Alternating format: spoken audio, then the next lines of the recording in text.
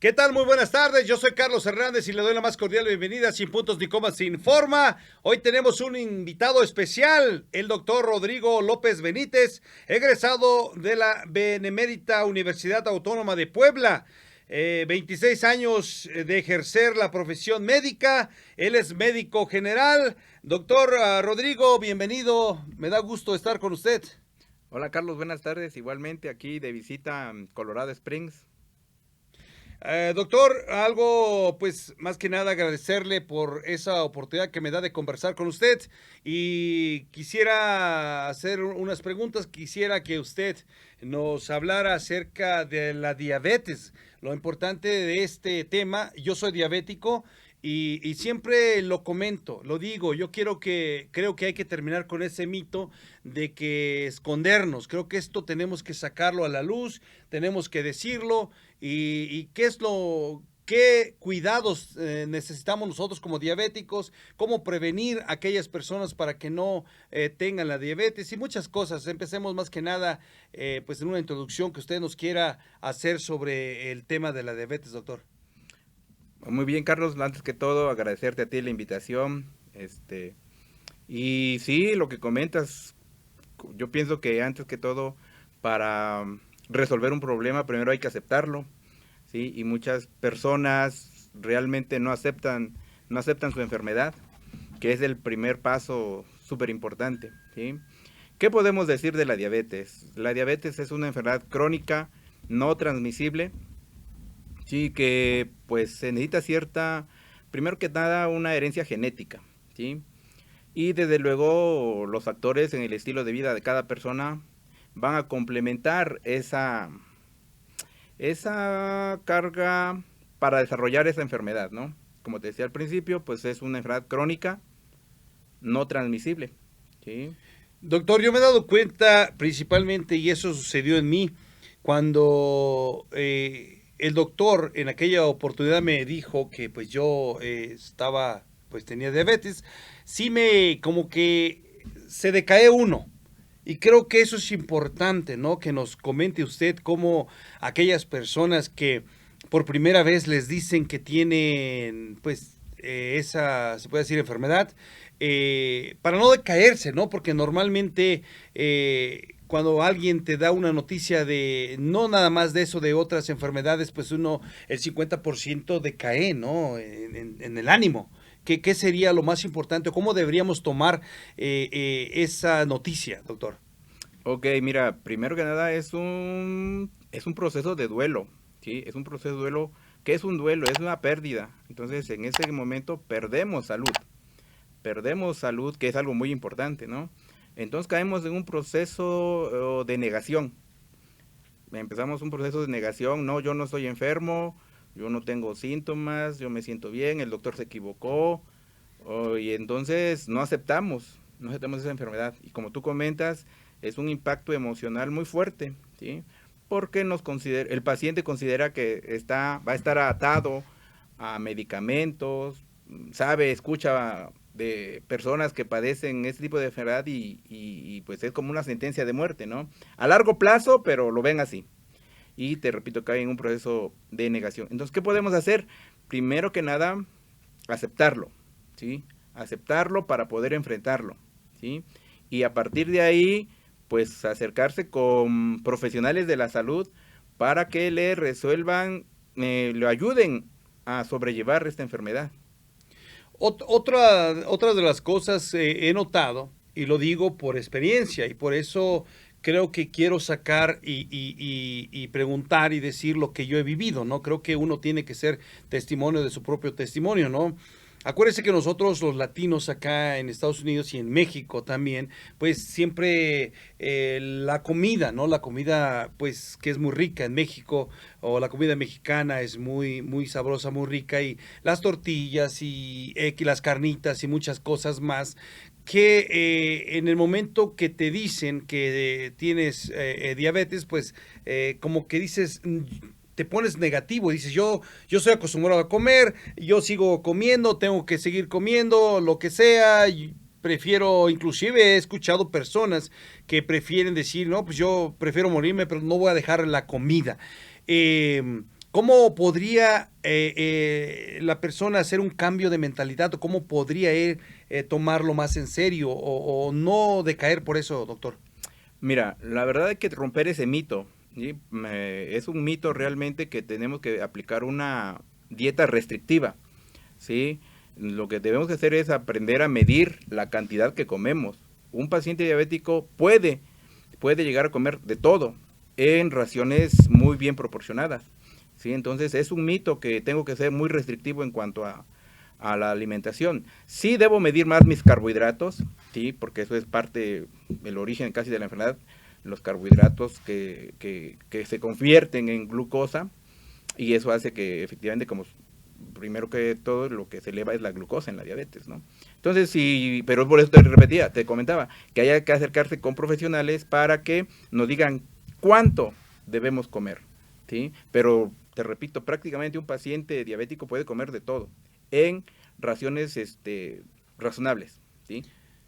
Algo que yo mire y creo que normalmente por el trabajo, pues no tiene uno una educación de horario de comer, doctor, y eso también creo que afecta porque come uno en la mañana, mediodía, en la tarde, o dice uno, pues ya son a las 2 de la tarde, y voy a llegar a la casa a las 4 o 5, pues mejor ya no como la comida que llevo, el sándwich o algo, y espero comer cuando llegue a la casa.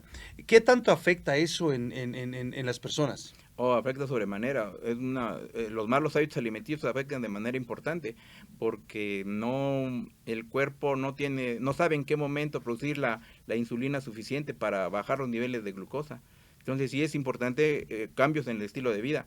Tratar de, en medida de lo posible, que tú comentas por las cuestiones de trabajo, llevar un régimen de alimentación lo más cercano que se pueda, con horarios establecidos, ¿sí? Porque sí afecta sobremanera o de manera importante este tipo de malos hábitos de alimentación. ¿Cuál es la diferencia de tipo 1 y tipo 2, doctor? De diabetes. De diabetes. Ok, ya es un tema un poquito más rebuscado, por decirlo así, pero mira, habitualmente hay tres tipos de diabetes, ¿sí? La tipo 1, que antes se le llamaba diabetes juvenil, porque se presentaba en niños principalmente. Ahora es tipo 1, ahora se cambió la nomenclatura, es decir, el nombre, sigue siendo tipo 1. Esa diabetes se caracteriza porque desde el nacimiento las células beta del páncreas no producen insulina, ¿sí? Y entonces es la tipo 1. La tipo 2 se presenta principalmente en pacientes o personas adultas, ¿sí? Y eso, la función pancreática se va disminuyendo gradualmente, ¿sí? Y hasta llegar a explotar. Aquí cabe hacer ¿cómo decirte? Aclaración. Una aclaración en el sentido de que hay pacientes que están debutando muy jóvenes, ¿sí? Antes te podría decir que se llamaba de adultos jóvenes. ¿Y a qué de se 30, debe, doctor? al estilo de vida. Te podría considerar, sí, como el estilo de vida que se está llevando. Mucho sedentarismo, malos hábitos de alimentación, ¿sí?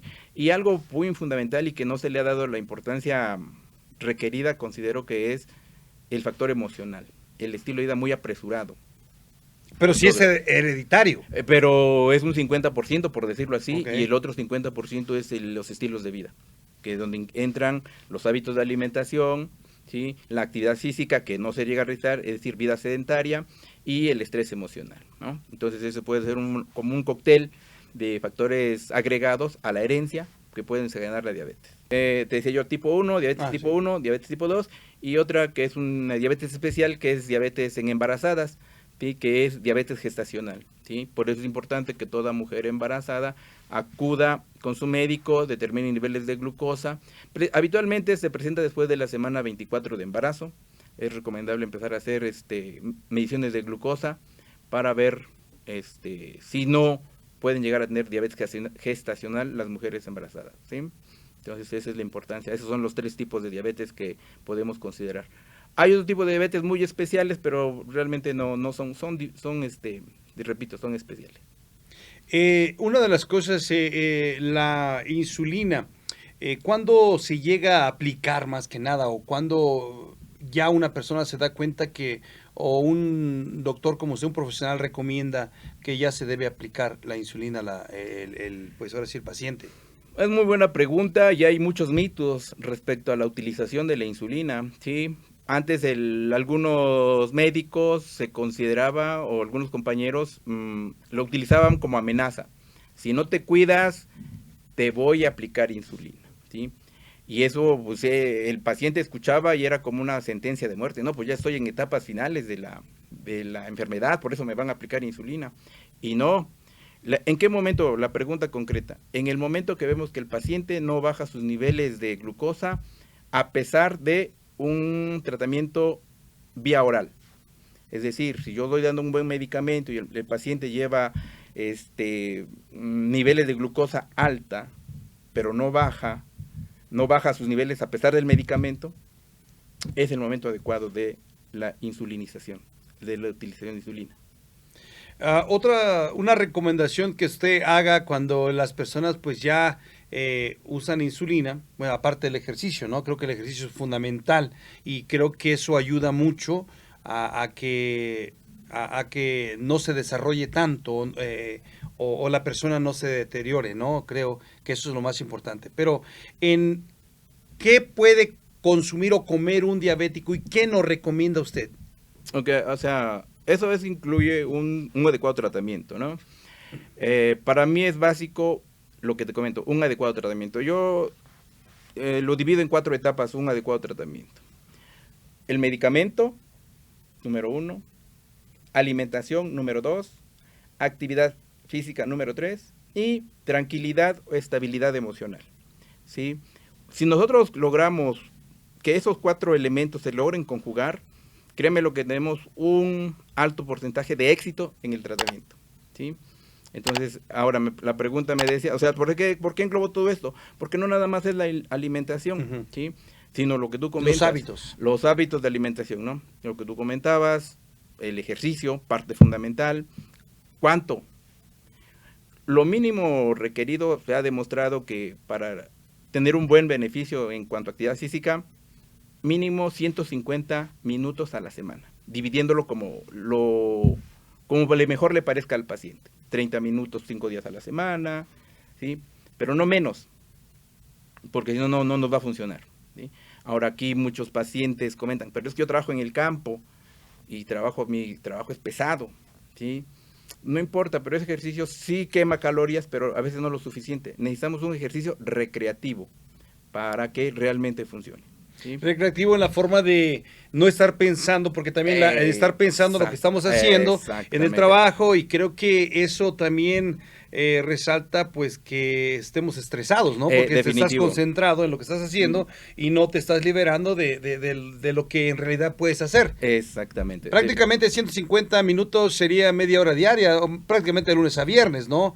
Pero digamos de lunes a domingo, pues un día sí, un día no, mínimo unos 35 minutos sería adecuado, ¿no? Así Ahora lo podríamos hacer unos 15 y 15, ¿no? Caminar. Algo importante que yo he platicado, o me han platicado, o me recomiendan que no deba cenar tan tarde o comer tan tarde. ¿Qué tanto afecta el comer y dormirte, doctor? Sí, porque nuestro metabolismo durante la noche cambia, ¿sí? Entonces ya no quemamos tantas calorías durante la noche, ¿sí?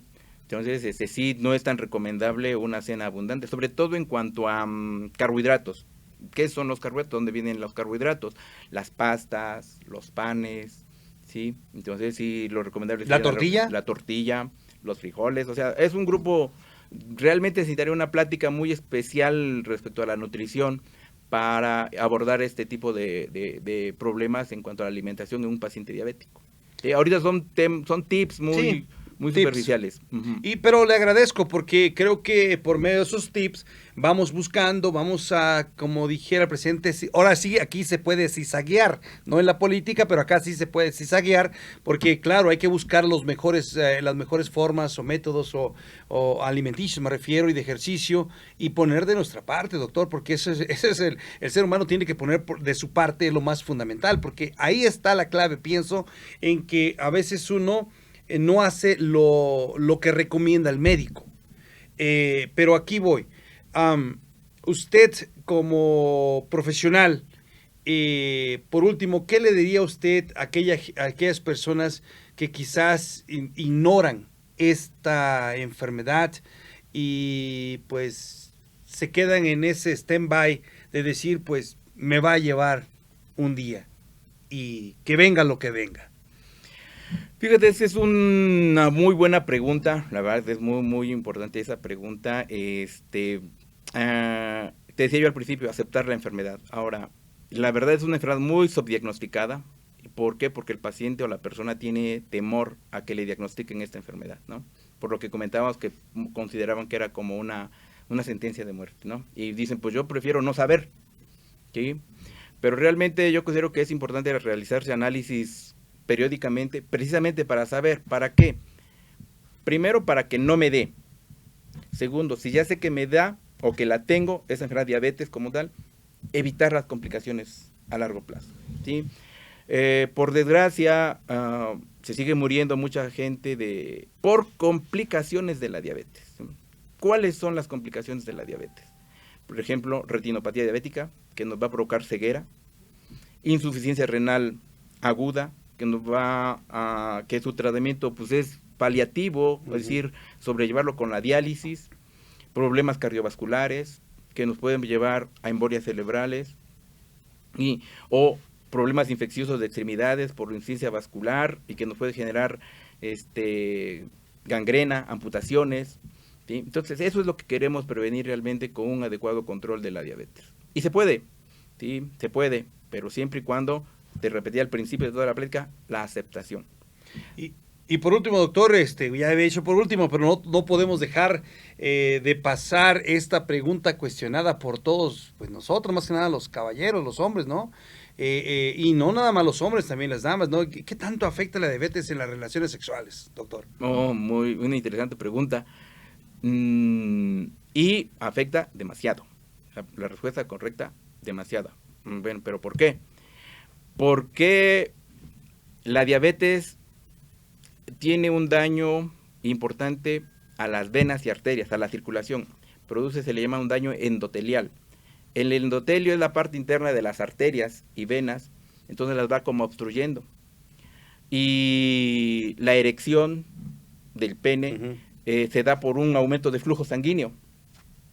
Entonces, al disminuir la circulación, se inhibe la erección. Entonces, puede que el paciente quiera tener una relación, pero al no haber un flujo sanguíneo adecuado, no hay una erección satisfactoria. Y es donde vienen los problemas de disfunción eréctil. Sí, o sea, es una forma de que yo pienso que puedo, pero no puedo. Así es. O sea, en pocas palabras. Así es. ¿Qué recomienda usted a los caballeros? Digo, en este caso, y antes de eso, ¿afecta igual a la mujer o al hombre o más al hombre, doctor? Sí, definitivamente afecta un poquito más a la ¿cómo se llama? Al hombre, sí, obviamente por razones obvias. Pero también, te digo, son temas muy importantes, sí, claro, que requiere un poquito más de tiempo. ¿Por qué? Porque vemos que el acto sexual muchas veces yo lo considero que sea genitalizado. ¿Qué quiere decir eso? Que solamente haya coito para tener relación sexual. Y hacer el amor es mucho más amplio, ¿sí? Entonces no necesariamente necesita haber una penetración o un coito para satisfacción sexual, ¿sí? Entonces sí, pero ya es un tema mucho más amplio. Bueno, pero no podía dejar esta pregunta, doctor, porque nosotros acá en Sin Puntos Ni Comas, sin pelos en la lengua, venimos a lo que venimos y creo que es algo muy interesante y creo que muchos caballeros nos están mirando y creo que ellos también esa pregunta se hacen, porque a veces con las bebidas alcohólicas, ¿qué tanto les afecta más a